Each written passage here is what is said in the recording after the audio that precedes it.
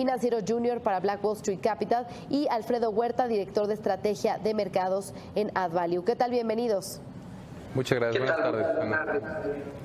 Alejandro, con Arca Continental concretando la cesión de derechos de su marca Topo Chico en Estados Unidos, ¿qué nos puedes comentar de esta operación? Así es, Susana. El día de ayer, Arca Continental concretó la cesión de derechos de su marca Topo Chico para el mercado de Estados Unidos a The Coca-Cola Company por $220 millones.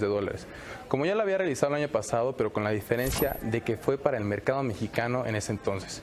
Este acuerdo permite una mayor presencia de agua mineral en Estados Unidos, así como un futuro posicionamiento de la marca que sea de alcance internacional gracias al apoyo de sus filiales Interflex y de Coca-Cola Company.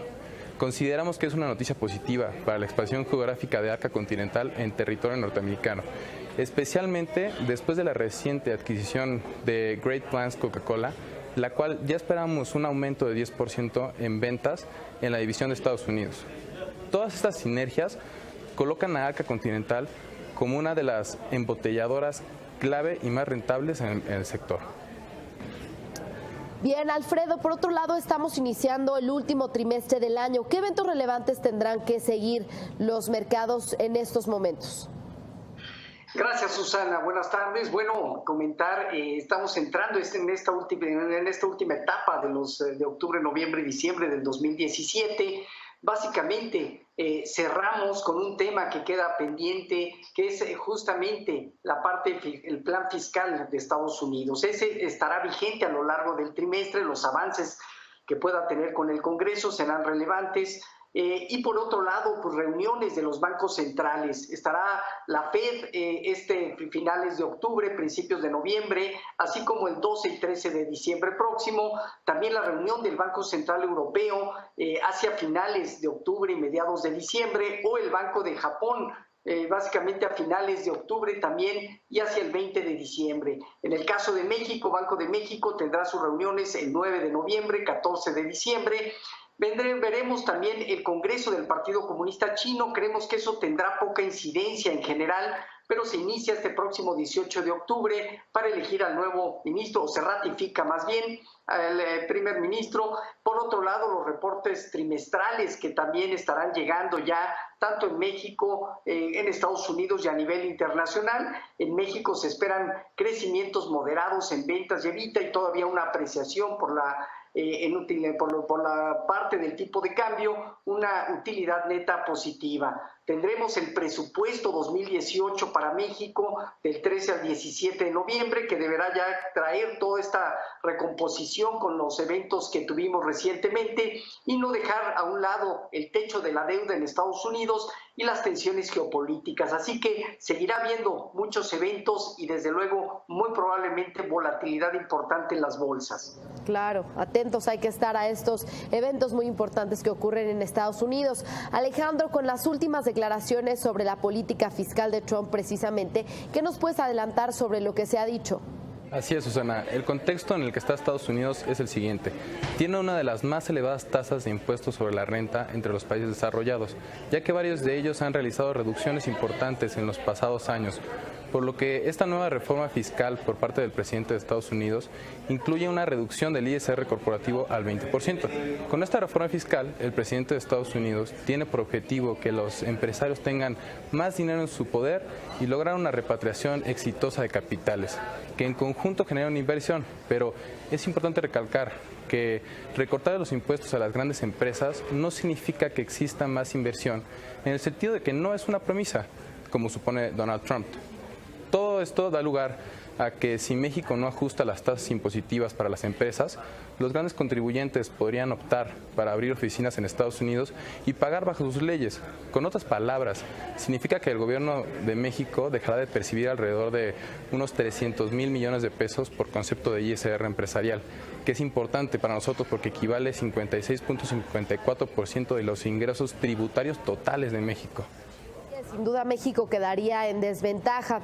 Alfredo, ¿cuál es tu expectativa de cierre del tipo de cambio y cómo ves los mercados de capitales en México y en Estados Unidos?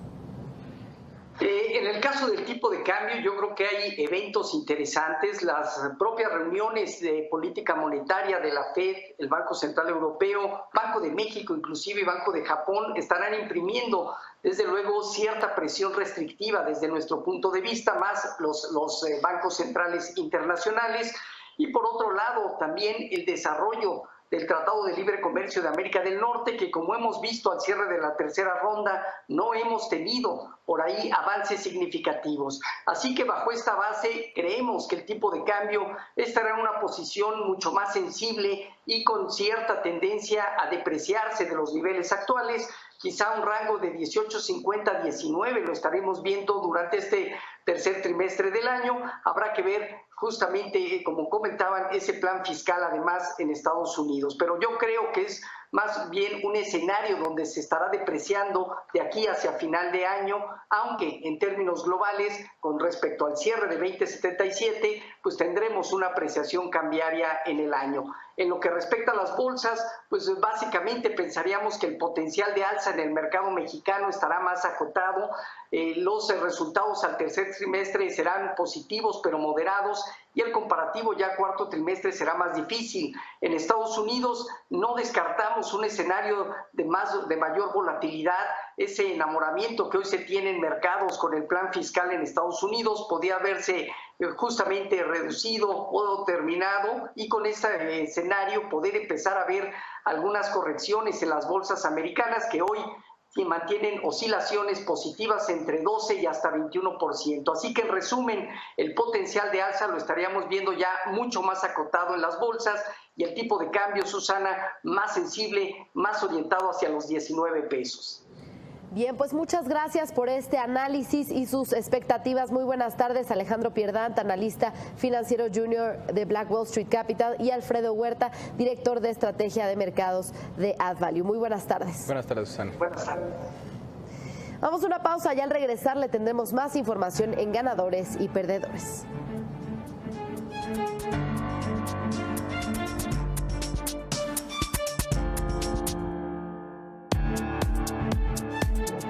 Hemos publicado en El Financiero que Estados Unidos ha endurecido su posición en las negociaciones con propuestas polémicas en compras de gobierno, artículos textiles y productos perecederos, donde no hay posibilidad de acuerdo. La pregunta es si los negociadores estadounidenses tratarán de llevar al límite a México y Canadá para obtener ventajas.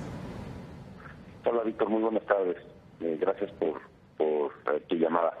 Mira, yo diría, la última parte sí es correcto que las propuestas están en la mesa.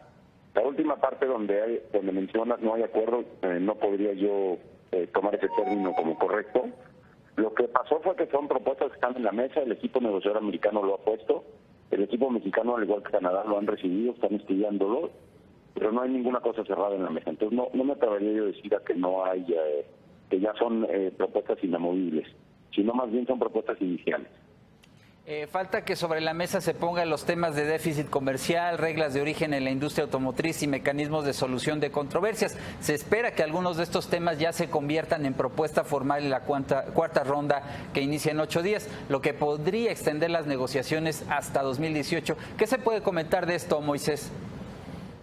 Correcto. No sé cuáles de estas propuestas van a venir en la cuarta ronda, ahora que estemos en Washington el día 11. Pero seguramente lo que se rumora, digámoslo así, es que ya vienen la mayoría de las propuestas, especialmente las de reglas de origen. El tema de las controversias o remedios comerciales, es el capítulo 19 y 20. Esas dos espera que ya estén en la mesa, pero sería mucho especular para poderte confirmar si van a estar o no. Hay que tener paciencia y esperar a que el equipo lo ponga en la mesa. Sobre el déficit no hemos escuchado una sola palabra, ya que el déficit es un concepto que nunca ha estado contenido en el tratado. Entonces, más bien es una visión, digamos, del concepto. Y esa visión se traslada en algunos de los capítulos, especialmente los que nuestros socios comerciales en Estados Unidos ven como reglas de origen.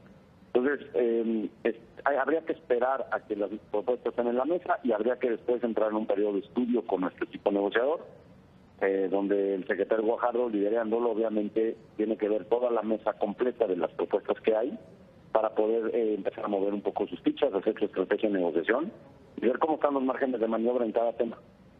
El sector privado seguirá haciendo consultas con los empresarios durante las negociaciones, mantendrá su interés comercial alineado al del gobierno mexicano en todo momento. Mira, seguiremos haciendo consultas. El Cuarto Junto está sesionando todas las semanas con los negociadores o de forma interna. Iremos a Washington y impondremos el Cuarto Junto ahí. Hemos estado teniendo arriba de 100, 120 personas de representantes de asociaciones de empresas en cada una de las rondas. Esperamos en esta de Washington sea más grande. Y pues coincidimos siempre con nuestro gobierno en la estrategia y vamos de la mano. No sé si vamos a coincidir en todas las posiciones. Hasta ahora hemos sido muy coincidentes. Pero el sector privado obviamente tiene sus propias posiciones y cuida las posiciones de las empresas mexicanas. Pero por fortuna hasta ahora vamos muy de la mano con el gobierno mexicano. Creo que esa es una buena estrategia que nos ha fortalecido frente a una modernización tan importante y tan profunda, con un socio comercial como Estados Unidos que está teniendo posturas del tinte más, un poco, digamos, la proteccionista. ¿Van, Moisés, con optimismo a la cuarta ronda y a las rondas subsecuentes?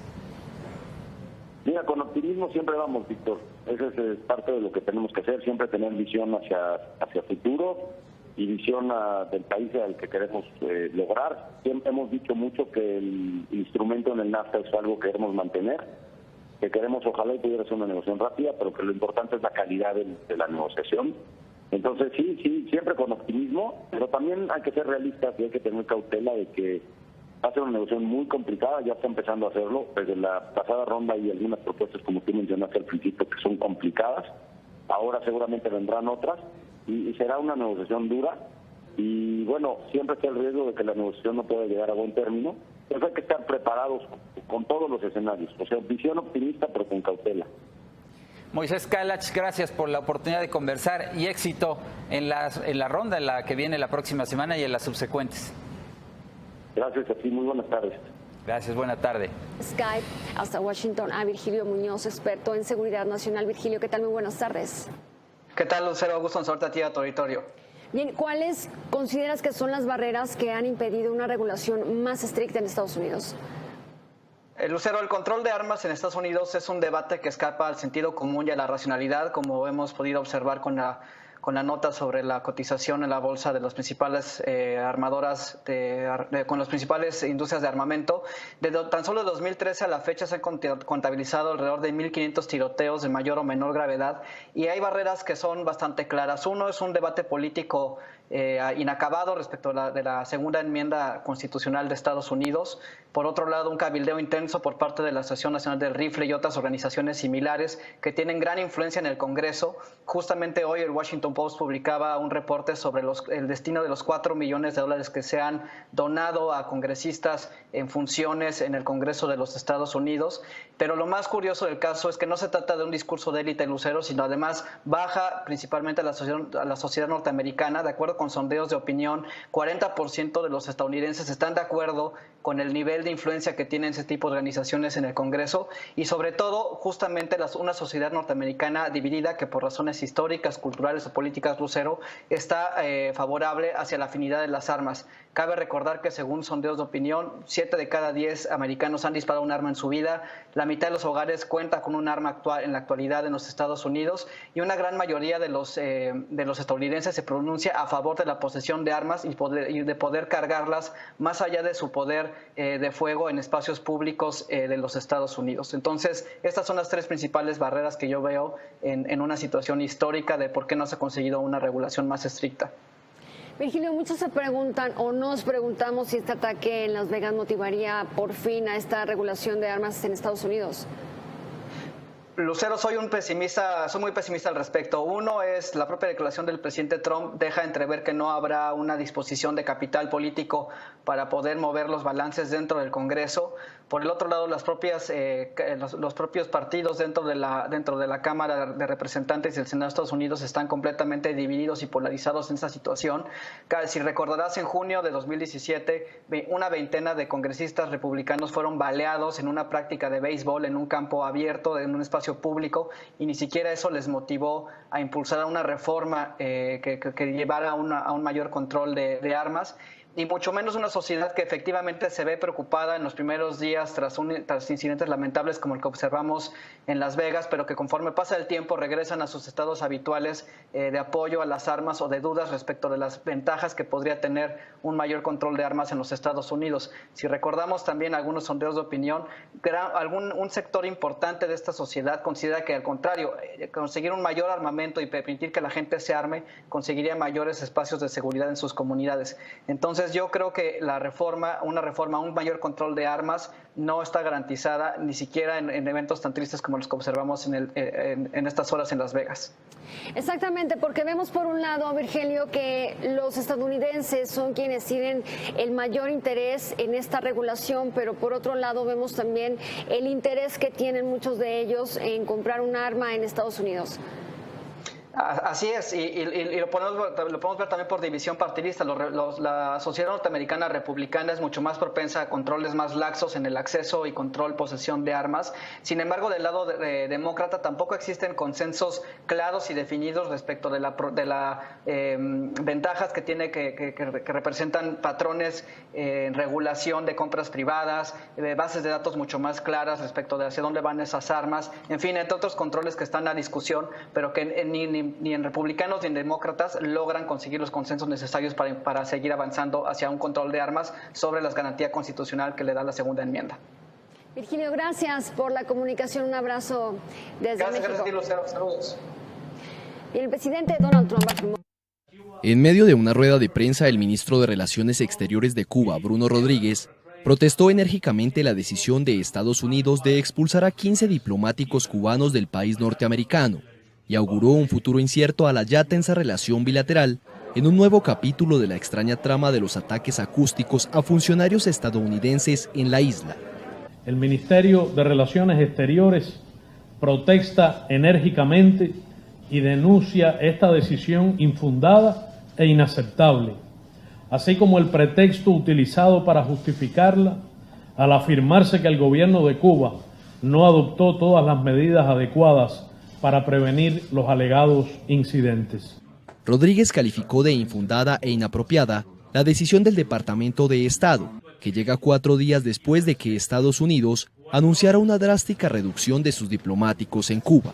En que el gobierno de los Estados Unidos responde de manera precipitada, inapropiada e irreflexiva, sin evidencias sobre la ocurrencia de los hechos invocados en los que Cuba no tiene responsabilidad alguna y sin que haya concluido la investigación en curso.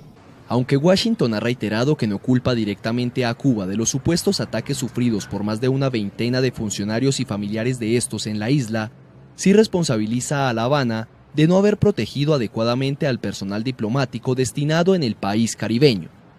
Rodríguez recordó que el clima entre los dos países ya estaba enrarecido tras sendos discursos muy duros hacia Cuba, pronunciados por el presidente de Estados Unidos, Donald Trump, en los últimos meses, y agregó que se verá más enrarecido aún con estas decisiones políticas precipitadas. El ministerio insta a las autoridades competentes del gobierno de los Estados Unidos a no continuar politizando este asunto, lo cual puede provocar una escalada indeseada, así como enrarecer y hacer retroceder más las relaciones bilaterales ya afectadas por el anuncio de una nueva política realizado en junio pasado por el presidente Donald Trump. En su declaración, el canciller cubano abundó en que Estados Unidos no ha cooperado lo suficiente con el gobierno de la isla para esclarecer los incidentes y criticó los actos del país norteamericano para tratar de ocultar la falta de evidencias concluyentes en los supuestos casos de ataques acústicos.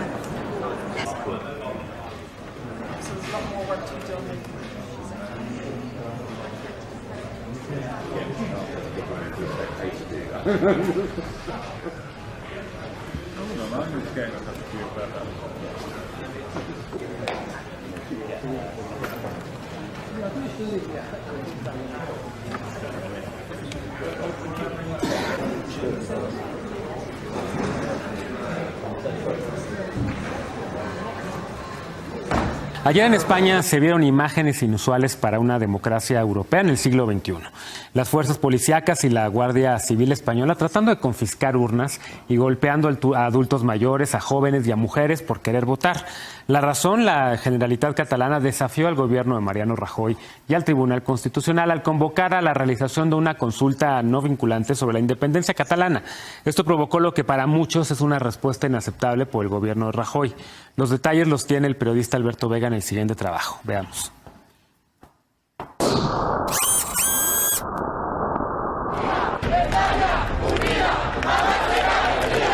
España vivió un domingo sangriento. Hace un mes la Generalitat, la autoridad de la región autónoma de Cataluña, convocó a un referéndum por su independencia de España. Aunque el gobierno español lo prohibió al considerarlo ilegal, la Generalitat decidió seguir adelante con la consulta. Con la pregunta ¿quiere que Cataluña sea un estado independiente en forma de república? La votación se volvió un escenario de violencia. Imágenes de personas de todas las edades sangrando y de policías antimotines intentando confiscar urnas o impidiendo votar circularon desde las primeras horas de este domingo. Según cifras de las autoridades catalanas, se reportaron 893 heridos. Fue hasta las 8 de la noche de la hora local de España cuando el presidente Mariano Rajoy ofreció un mensaje. Hoy no hemos asistido a ninguna suerte de consulta, sino a una mera escenificación. Un episodio más de una estrategia contra la convivencia democrática y la legalidad. En septiembre del 2015, los partidos separatistas de Cataluña formaron una alianza política para obtener la mayoría absoluta en el Parlamento e impulsar su separación de España. El gobierno catalán argumenta que así tendrían una mayor capacidad para proteger su cultura y su economía. Según el Tribunal Constitucional de España, las regiones autónomas no pueden convocar a un referendo ni votar asuntos de relevancia nacional. Además, la Constitución no reconoce el derecho de secesión. Días antes de la votación, las autoridades españolas intentaron confiscar las boletas electorales. Además, la Oficina del Censo no facilitó listas de votantes para poder organizar la consulta. El día de la votación, menos de una hora antes de que abrieran las urnas, el gobierno catalán habilitó un censo universal para que cualquier ciudadano pudiera votar.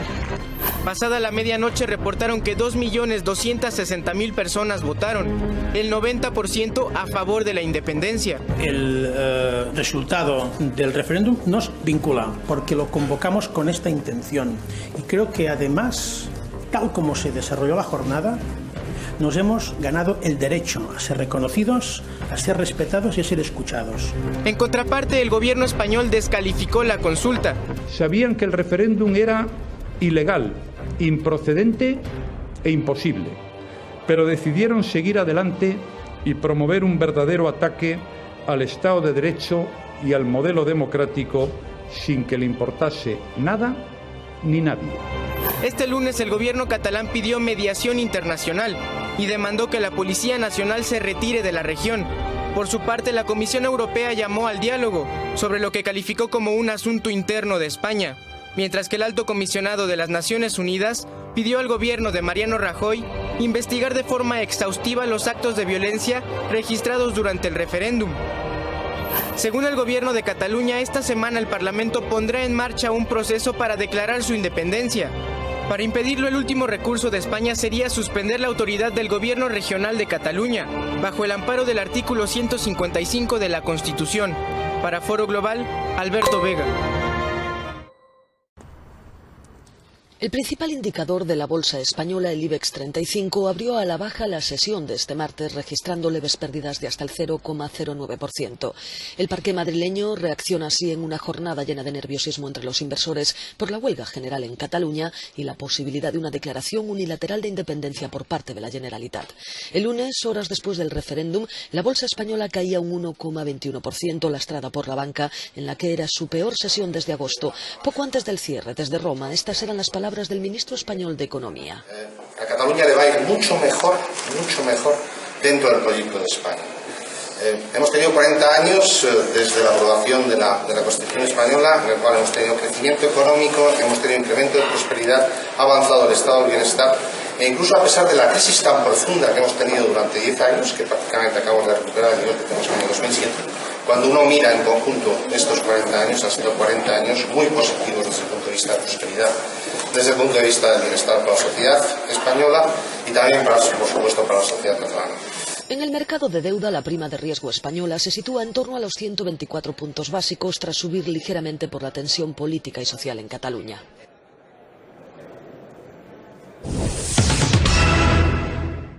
Alegra es una aplicación en la nube para llevar la administración y la contabilidad de pequeñas empresas y microempresas. La idea es que sea muy fácil de usar y ahí puedan hacer las facturas, llevar los gastos, los bancos, el inventario y tener reportes inteligentes de toda esa información que muchas veces a las pequeñas empresas les cuesta un poco tener y no tienen las herramientas ideales para hacerlo. Bueno, nosotros arrancamos hace 4 años en Colombia con una solución dirigida a pequeñas empresas y que fuera muy sencilla y muy fácil de usar. Empezamos a ver que era una necesidad de muchos otros países, entonces sacamos versiones para Panamá, República Dominicana, México, Chile, tenemos una versión en Estados Unidos también y tenemos la versión para Perú. En este momento registrados en la plataforma tenemos unos cerca de 80.000 empresas y usuarios diarios que todos los días están entrando a la aplicación. Hay más o menos unas 12.000 empresas en América Latina y creciendo muy fuerte porque este tema de la factura electrónica y de la nube y de organizarse pues está tomando mucha fuerza y hay mucha gente que lo está empezando a utilizar. Alegra está especialmente hecho para los pequeños empresarios, micros, independientes o pequeños negocios que normalmente llevan sus cuentas a mano o en Excel y no tienen esa información a la mano para tomar decisiones. A ver, la prioridad es que sea muy fácil y muy sencillo. Un empresario va a la página de Alegra, www.alegra.com con una sola L. En cuestión de minutos crea una cuenta y puede empezar a facturar y utilizarlo muy rápido. Ahí va a tener todo en un solo lugar, todo organizado, va a hacer facturas, va a llevar control de los gastos, del inventario, de los bancos, va a tener reportes inteligentes que le ayudan a analizar esa información con la ventaja de estar en la nube y accederlo desde su computador o desde su teléfono celular. La seguridad de la información es una prioridad para nosotros y es muy importante que el usuario conserve muy bien su clave, es un poco como el banco. Si yo tengo mi clave y no la comparto, esa información va a estar muy segura. Cuando tú realizas una factura en Alegra, esa factura va a quedar registrada ante la SUNAT, es una factura electrónica. Detrás de lo que tú ves en Alegra se realiza todo el proceso del timbrado de la factura ante la SUNAT y son facturas válidas totalmente, con la ventaja que todo ya te queda organizado a ti y lo puedes ver desde el móvil. La atracción de la inversión extranjera ha sido una de las características más prominentes de la reforma y apertura de China. También es uno de los principales motores que impulsan el crecimiento económico del país. Estadísticas recientes muestran que hoy en día China sigue siendo un importante destino para la inversión extranjera. De hecho, el país ha creado nuevas maneras de atraer la inversión extranjera para hacer frente al cambiante ambiente empresarial nacional y extranjero. El establecimiento de zonas de libre comercio es un nuevo experimento en la reforma y apertura de China, incluyendo la atracción de la inversión extranjera. Veamos.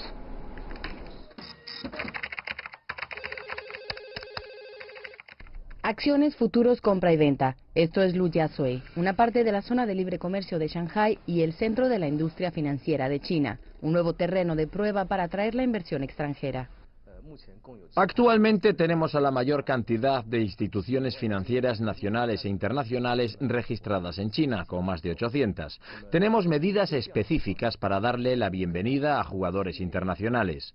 Por ejemplo, tenemos a la Comisión Financiera de Lujiachui, donde representantes de firmas en el lugar pueden participar en la administración de la zona. Para las firmas financieras extranjeras, esta es una tierra de oportunidades. Esto al tiempo que China comenzó a permitir a las firmas de manejo de activos de propiedad completamente extranjera a establecerse en la zona desde el año pasado. La estadounidense Vanguard, el mayor fondo mutuo del mundo, entró a mediados de 2017. Desde la reforma y apertura de China en 1978, el país ha evolucionado de ser fuente de mano de obra barata a convertirse en un vasto mercado de talentos altamente educados. Las oficinas de Vanguard esperan estar llenas de personal local en unos cuantos meses. Durante todo el proceso de establecimiento, la compañía ha estado disfrutando de apoyo de las autoridades a cada paso del camino. Durante nuestra solicitud para establecer una oficina de una empresa de propiedad totalmente extranjera en Shanghái y también durante el proceso de identificar el espacio de oficinas correcto y los asuntos fiscales, pudimos ver que hay un apoyo significativo por parte del gobierno local, especialmente en la zona de libre comercio de Shanghái. Estas bolsas pertenecen a la compañía francesa de deportes Decathlon. Estos productos van directo de una fábrica como esta a las más de 220 tiendas de Decathlon en 90 ciudades chinas. Tras 14 años de haber entrado en el país, el papel de este mercado para la firma ha evolucionado. China es actualmente el mayor centro de investigación y desarrollo, diseño, producción y logística de la compañía. La empresa movió sus oficinas centrales a la zona de libre comercio en 2014. CGTN, en español. Las grandes ciudades chinas están cubiertas de smog. Las mascarillas no ayudan en casos de altos niveles de contaminación y en las metrópolis cada vez hay más enfermedades de las vías respiratorias. Las medidas gubernamentales implementadas hasta ahora no han servido para resolver el problema. Por ello, pronto circularán menos coches con motores de combustión. A partir de 2019, un 10% de los autos nuevos deberá emplear energías alternativas, es decir, ser eléctricos o híbridos. Un año más tarde, la cuota se elevará a un 12% según lo previsto por el Ministerio Chino para la Tecnología Industrial y de Información. La normativa va dirigida a todas las marcas que fabriquen más de 30.000 vehículos. Los fabricantes que no se ciñan a la norma podrían ser sancionados con elevadas multas. La firma china BYD se vería especialmente beneficiada, ya que es el mayor fabricante de coches eléctricos del mundo. Pero para las automotrices extranjeras las cuotas previstas representan un gran desafío. La oferta de autos eléctricos de Volkswagen, Daimler y BMW es escasa. Por ello, los consorcios alemanes solicitaron en varias ocasiones retrasar el reglamento de cuotas. Pase lo que pase, los fabricantes alemanes esperan estar preparados ya en 2019. Primero prevén introducir modelos todoterreno híbridos. México, Eduardo, buena tarde, adelante con tu comentario. ¿Qué tal, Víctor? Gracias, muy buenas tardes a tu auditorio. Pues mientras en espacios poco cómodos, por cierto, se renegocia el Tratado de Libre Comercio, en México mañana habrán de firmarse acuerdos, convenios de colaboración que permitan que micro, pequeñas y medianas empresas, pero sobre todo pequeñas empresas, pasen a formar parte de la oferta de los grandes centros o portales de comercio electrónico en el mundo, como son el caso de Alibaba, Linio, Mercado Libre, eBay y Amazon. Esto ha sido posible gracias a que el gobierno mexicano, específicamente la Secretaría de Economía, ha realizado convenios con los responsables de dichos marketplaces y ProMéxico desarrolló ya el bordado fino. Mañana se firman acuerdos que permitirán que en una primera instancia 100 empresas mexicanas puedan incorporarse de inmediato a varios de estos portales para incrementar de manera muy importante su presencia en los mercados internacionales. Se habla al menos de 130 millones de potenciales consumidores que estarían viendo los productos mexicanos. Hasta aquí dejaremos la colaboración, Víctor. Muchas gracias. Buenas tardes. Gracias, Eduardo. Buena tarde. Ahora hacemos una pausa. Al regresar, el presidente... El primer parque robótico de Nicaragua abrió sus puertas para que niños y adultos disfruten de montar en máquinas parecidas a las de las películas de ciencia ficción. El parque, ubicado en un centro comercial capitalino, consiste en un corral de unos 13 metros de largo con 4 robots de 700 kilogramos de peso y 2,3 metros de altura. El director ejecutivo de Sicamexa Producciones Nicaragua, Isidro Gadea, se pronunció sobre el nuevo espacio de entretenimiento. Es un parque, un mini parque de entretenimiento para la familia, que lo hemos llamado Robot Par. Robot Par es un montaje bonito, un corralito con un vinil, con capacidad para 4 a 6 robots. Son robots gigantes, los conocemos como juego mecánico, pero en forma de robot. Entonces, son gigantes, los niños o los adultos se montan y lo conducen.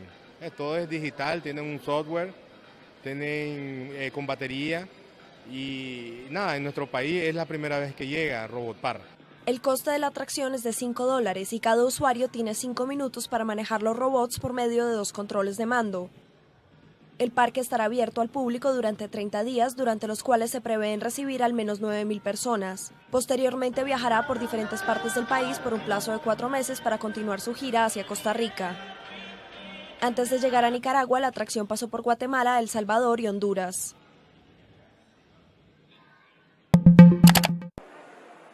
Unas 700 compañías de 23 países participan estos días en la feria japonesa SEATEC, una de las más importantes del sector. Robots para educar a los niños, dispositivos para mantener a los mayores activos y sanos y monedas electrónicas son algunas de las tecnologías vanguardistas que se exhiben en Tokio. Los robots y la inteligencia artificial vuelven a ser una de las apuestas más destacadas de la cita, pensados para dirigirse a los más pequeños de la casa. Una de las propuestas es Magnus, robot de la compañía Hitachi, de aspecto esférico, con una cara que parece un emoticón y que cambia según sus emociones. Magnus, entre otras cosas, recuerda a los ancianos la toma de sus medicinas y para el futuro se espera que pueda detectar enfermedades como la demencia en etapas tempranas, porque la feria nipona ha prestado especialmente atención al uso de las nuevas tecnologías para hacer frente al envejecimiento de la población. Además, en medio del auge que están viviendo las monedas electrónicas en Japón, los principales bancos nipones han comenzado a idear su propio dinero virtual, entre ellos el principal grupo financiero del país asiático Mitsubishi UFJ, que presenta durante la feria su moneda MUFC con un área en el que los visitantes pueden empezar a usarla.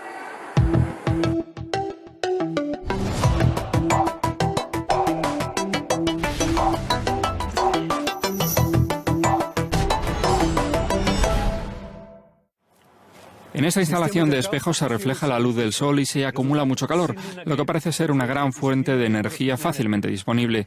¿Pero qué podría mejorar esta tecnología para hacerla más rentable? Marruecos parece ser el lugar ideal para producir energía solar. El Parque de Energía Verde, un centro de investigación al norte del país, se centra en varias tecnologías de generación de energía, sobre todo en la energía solar concentrada. La mayor ventaja de esta tecnología es que utiliza una fuente de coste cero, como es el sol. Además, no ocupa demasiado espacio, en comparación con otras tecnologías como los paneles fotovoltaicos, con los cuales competimos.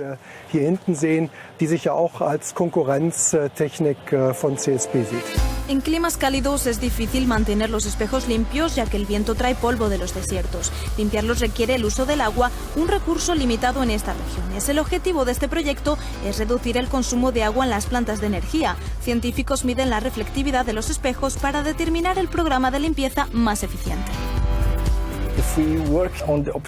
Si trabajamos en la optimización de los ciclos de limpieza y en el desarrollo de materiales antisuciedad, así como en otras técnicas de limpieza, estamos seguros de que encontraremos la solución. En cada ciclo se utiliza aún más agua, sobre todo para la refrigeración. Para resolver este problema, los científicos utilizan aire en vez de agua. También se analiza la acumulación de sales en los tubos que afecta al rendimiento de las plantas de energía. Es un problema que depende de la calidad del agua utilizada, que va a provocar al final del proceso una reducción del rendimiento del condensador y de la central, obstruyendo los intercambios térmicos entre el tubo y el agua utilizada para el enfriamiento. Para averiguar qué sustancias químicas afectan más al sistema de refrigeración, los científicos añaden varias sales en un sistema de prueba que simula constantemente la refrigeración con agua. Los resultados mostrarán qué productos químicos tienen que ser eliminados para prevenir la acumulación de sal. Quizás no consigamos eliminar la suciedad, pero sí reducirla. Así, el intercambio de calor se producirá de manera correcta y esto provocará un enfriamiento óptimo. Esta técnica puede ser un ejemplo para ahorrar bastante cantidad de agua. Por ejemplo, los sistemas de refrigeración pueden utilizar agua reciclada de otros procesos industriales. Esta y otras formas de ahorro deberían conseguir que las plantas de energía solar concentrada fueran más competitivas, ayudando a fomentar esta técnica ecológica en regiones con una gran dependencia de los combustibles fósiles. Será más atractivo construir estas plantas de energía en regiones donde la escasez de agua es un problema.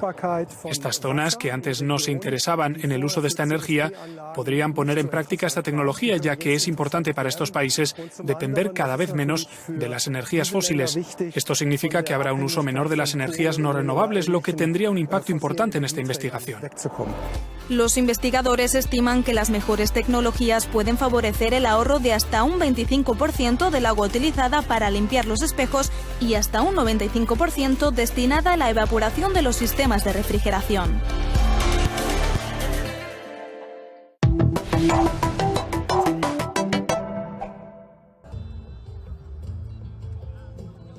Cientos de productores argentinos de verduras vendieron el martes sus productos a precio mayorista y por momentos los regalaron en una protesta contra la política oficial de precios e importaciones. Y que puedan ver que cuando ellos pagan alimentos que son verdaderamente caros para la canasta familiar, están pagando a los intermediarios, a la especulación inmobiliaria, a las grandes transnacionales que importan agroquímicos, semillas.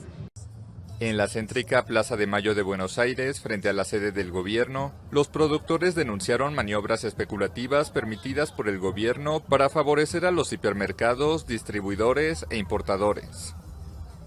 Imagínate en mi lugar que tengo 6 pibes, ¿cómo hago para comprar? 1 kilo de tomate no se puede comprar, no se puede, ¿viste?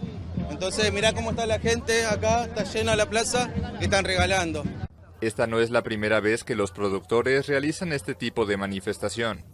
El pasado 26 de abril regalaron 4 toneladas de verduras ante largas filas de personas que se formaron para recibir alimentos. Esta es una semana de fortalecimiento del euro y del dólar estadounidense. Vamos a discutir sobre eso y mucho más con Bob Mason de Effers & Pair.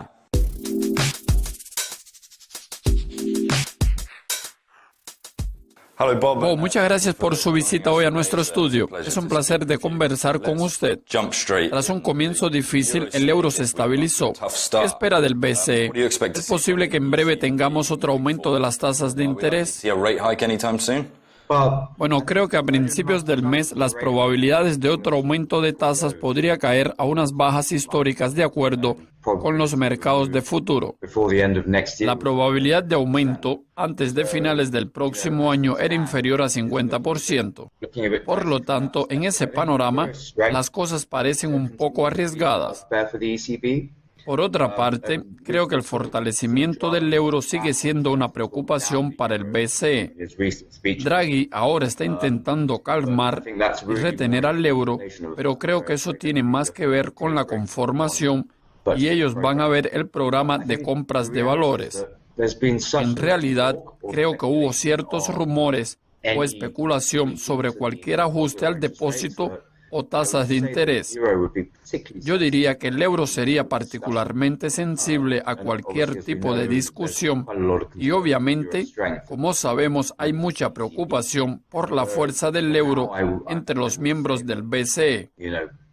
Sin embargo, la próxima semana van a salir las actas de la reunión del BCE, donde creo que veremos más discusión sobre el tapering y no sobre las tasas de interés. El estado de la economía es bastante bueno, a pesar del hecho de que hoy por la mañana se lanzaron los datos indicativos de las ventas minoristas de Francia y Alemania, los cuales vinieron ligeramente decepcionantes, pero los datos del sector privado del PMI fueron de nuevo bastante sólidos.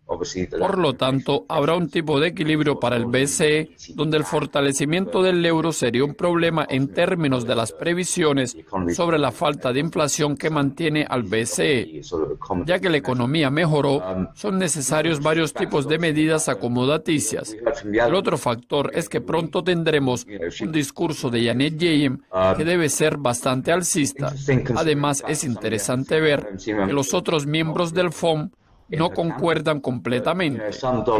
Pero la fuerza del dólar y las elecciones en Alemania la semana pasada definitivamente ayudaron a retroceder al euro. Con eso en mente, creo que es el momento para que el BCE empiece las discusiones sobre el tapering, pero no creo que en breve veremos ninguna discusión sobre el aumento de las tasas de interés. Ya que usted mencionó a Janet Yellen, pasemos a Estados Unidos. En base del aumento de los panoramas de un aumento de tasas, el dólar estadounidense se fortaleció y Trump insinuó a una reducción de impuestos. En su opinión, ¿hacia dónde avanzará el dólar? Sí, obviamente, el dólar estadounidense tuvo un buen desempeño a lo largo de la semana. Mientras tanto, Yellen estaba avisando a los mercados sobre la subestimación del dólar. Pero podemos ver que los discursos de los otros miembros del FOMC a lo largo de la semana no son necesariamente alcistas. Pero en general estamos adelantando los impuestos y es poco probable que Yellen tome alguna medida, pues las presiones inflacionarias aún permanecerán. Los datos del índice de precios del BCE saldrán hoy, pero en base de la previsión, los mismos no están en el objetivo de 2% que tiene la Fed y tampoco tendremos el valor del dólar y las reformas fiscales. Sabemos que la ley de cuidados de salud no se aprobó y a finales de la semana pasada tampoco vimos discusiones sobre la capacidad que puede tener la administración de hacer el proyecto de las reformas fiscales y sobre el éxito que pueden tener. Por eso, si se implementan las mismas, entonces tendremos que entender lo que eso implica y lo que vamos a tener. Creo que algunas de las ganancias en dólares pueden aliviar la situación de nuevo sobre las dudas de la capacidad de la administración en términos de reformas fiscales. Por lo tanto, los mercados van a aliviar las expectativas y la Fed tendría que asumir una posición más agresiva en la proyección sobre la política monetaria. Por eso veremos una ligera caída en el dólar, pero no será muy significativa. Creo que los mercados desean esperar para ver cómo la administración va a progresar en las discusiones, pero no espero un gran aumento en el dólar en los siguientes días o semanas hasta que haya más claridad. Y para terminar, en su opinión, ¿quién fue el mayor ganador esta semana? Creo que esta fue la semana del dólar, pero muchos estaban bajo presión a lo largo de la semana. Esa es una cuestión interesante porque oímos hablar de los bancos centrales que están bajo presión de caída por causa de cualquier tipo de comentario alcista. De hecho, esta fue una buena semana para el dólar estadounidense y podemos ver que los bancos centrales empiezan a tener una posición más agresiva.